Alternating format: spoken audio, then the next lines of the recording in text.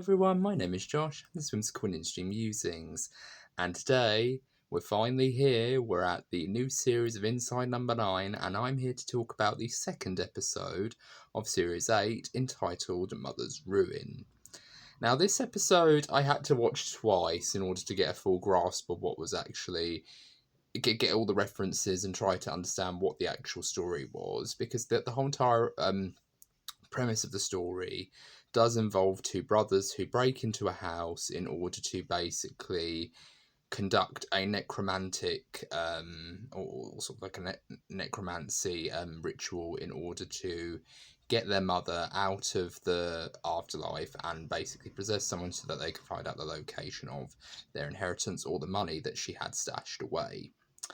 And what they were able to do was they were able to basically break into the house and get a parrot of theirs called Mr. Macy's, which is a reference to a demon that basically had a rumour, started off a rumour that Mr. Silas Merger was in fact a person who was ferrying souls to hell, essentially. So that's kind of like a little bit of a devil and necromancy in-joke kind of thing. And kind of like the reference to Varney being a reference to Varney the vampire from classical European folklore in the episode The Stakeout. So there's a lot of different references in sort of Inside Number 9 like that, and of course that was one of the things I really did like. But in this particular episode, these two brothers named Ed and Harry are basically trying to summon their mother to find the location of the money. And it starts off fairly simple enough that they have to basically kill this animal, but then Harry decides to get, very passionate about the idea of killing a parrot. So he just decides to basically let the parrot go. And this encourages Ed to basically try to kill him. But before he does that, they are rudely interrupted by the actual owners of the house, who turn out to be Reggie and Fran Stone, who are actually notorious criminals who have just come back from an early holiday because her husband Reggie was feeling a little bit moby, and that's actually Cockney rhyming slang for sick. So yeah, I don't know if people have actually gone on holiday and actually had to make a deliberate return flight on the very same day, but again, they're probably very mega wealthy. And actually I thought this was rather confusing that they were actually old relations of theirs or old connections of theirs, because it's actually hinted at very early on that Harry didn't know anything about who owned the house after their mother died and after the funeral, because he basically it all went to the travel agents who made that particular mistake. So it actually kind of makes sense that he wouldn't know or he wouldn't recognise any of these people. And also he's a little bit slow as well, so that's kind of in keeping with his character. But what I really like about this episode is it is really funny, especially with the constant usage of rhyming slang. I really did like that. I found it very entertaining. And of course, Phil Daniels, who plays Reggie, is probably one of the standouts of this episode, because he really just plays it. He plays this role like he's a Cockney Leatherface from Texas Chainsaw Massacre, and it does feel like a very British kind of Cockney Texas Chainsaw Massacre scenario, with them basically getting in the plastic and getting the saws out and all the other things, and they call the I've forgotten what they call the saw. They call it the bear's paw. and Harry gets very nervous and he says, "Oh, are we going to get scratched?" And he goes, "No, it's a saw. It's a saw, Harry." And I actually find it very interesting. Why is because according to the backstory, there is a hint that the father's name is called Harry, and him and Ed didn't have much of a very close relationship, and neither did the mum. So I am going to throw a theory out there that basically Ed was the product of a affair that that the mum had with Reggie, who is Phil Daniels. And this basically all comes out in the possession sequence, where they try to basically get a blood sacrifice in order to summon Annie Blackwood. And that's her name, Annie. And she basically had an affair with Reggie, and Eddie was the product of that infidelity. And that was the reason why Harry, the father, named his second child after himself, because he didn't feel like he could measure up because he wasn't of his blood. So that kind of blood sacrifice theme and motif is a very interesting connection between that.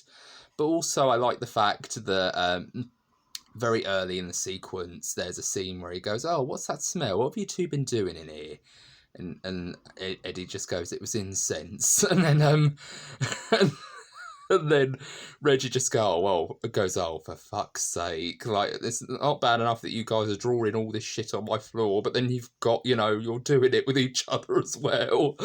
And then Anita Dobson, who plays Fran, basically says, "Not incest, you silly twat, incense."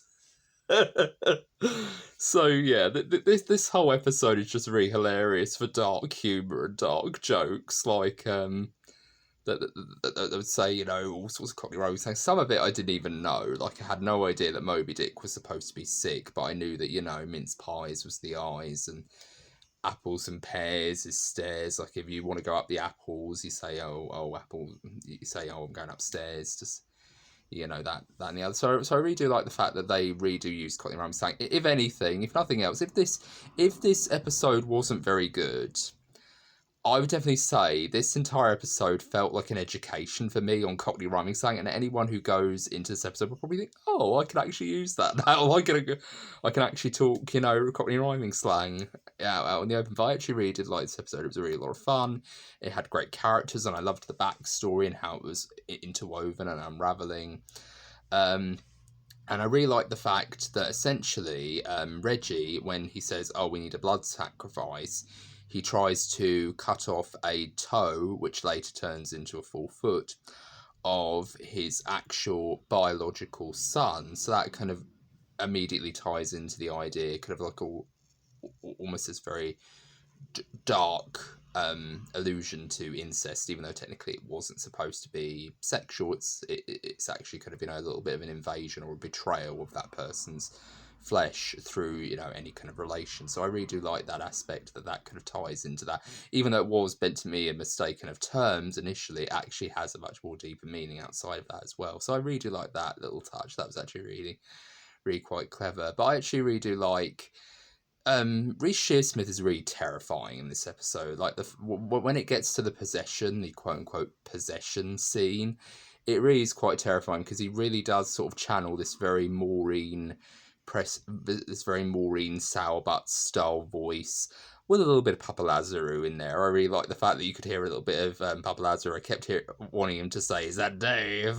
I wanted him to, channel Papa Lazarou for a minute there, and he does a little bit in his voice, but he is terrifying. That the stuff that he does with his eyes is really creepy as well. Like when he's looking at his brother, and he just kind of has that look on his face, and he goes, "Is that you, Harry?" and things like that, and it really just makes your skin crawl. But I really love that about Shearsmith as an actor. He really can do those incredible elements, and both Pemberton and Shearsmith are great actors as well, but I feel like Shearsmith really does a good job in this episode of really kind of selling the kind of almost desperation in his voice, and he really sells the North London kind of Cockney accent very well as well, and I really do feel like it's a nice change of pace from what he usually plays, which are usually these characters who are very kind of, if he were to play any type of character in these sorts of films or these sorts of stories, he would always play the one who just kind of gets strung along and doesn't want to actually be into this, or doesn't want to actually be into this life. I'm referring to his role in The Cottage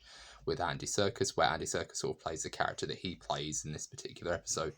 But this episode was a lot of fun. I like the fact that, and I like the fact that Steve Pemberton and Reece Shearsmith don't go for the obvious twists and turns. I like the fact that when you have the final scene where basically during a possession scene where it's all revealed that essentially Annie had an affair with Reggie, her Fran basically gets angry and she decides to stab him with a sacrificial knife in the chest, and then he dies right off the bat, and then both Eddie and Harry are left in their chairs, still bound, by the way, that they're still bound to their chairs, and they're left in the dark.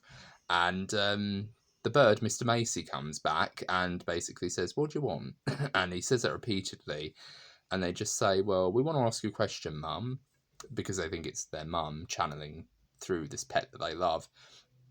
Where did you put the money? And it very cleverly doesn't answer the question. It's like, because the whole entire thing with the money is what Hitchcock would call a MacGuffin, which is basically a device or an object that is in the story that all the characters care about, but the audience just doesn't. The audience doesn't care in the slightest. Like, they just literally think, oh, it's just an item. It's like the Ring of Power in Lord of the Rings, or it's like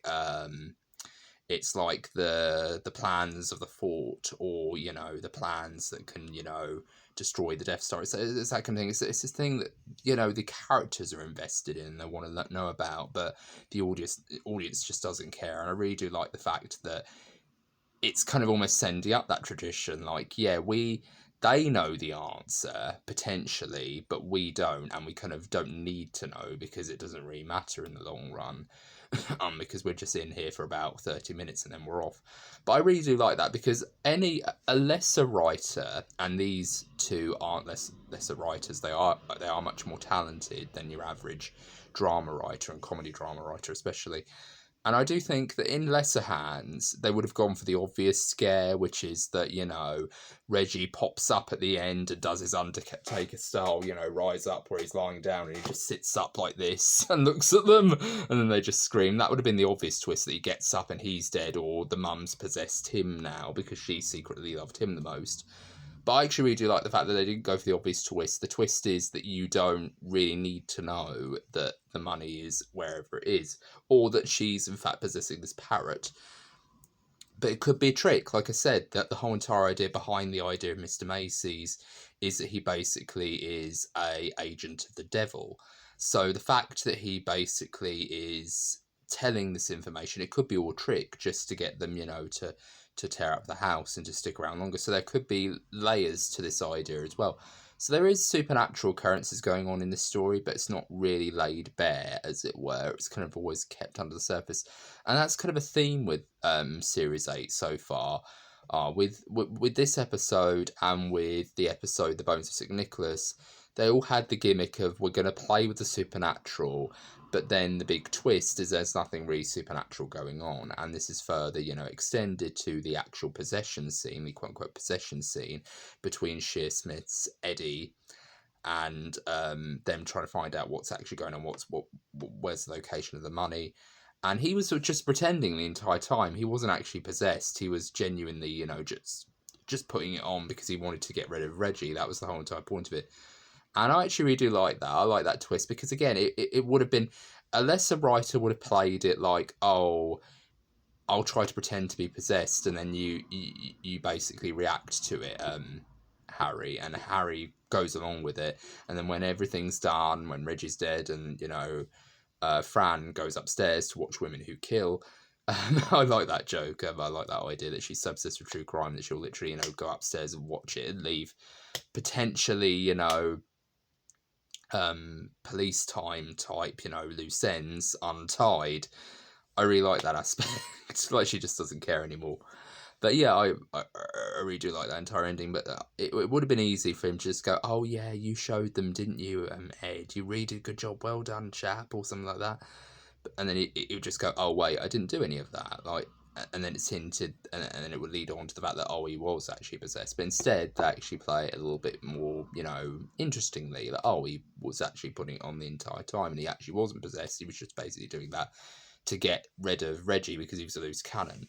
But like I said, Phil Daniels is one of the key elements of what makes this entire episode work from a performance level, because he really does do a very good job of showing, because he's a very likeable guy. Phil Daniels, he's a very likeable guy. Anything that I've seen him in, I know him as Kevin from EastEnders. He played a guy called Kevin Carter, who basically, you know, is this very fun-loving guy. He has a lot of great lines. He's very loving and he's very caring, but he also has a great, you know, he has a very great loose cannon personality where he could very easily get involved in a barroom brawl just as easily as anyone else.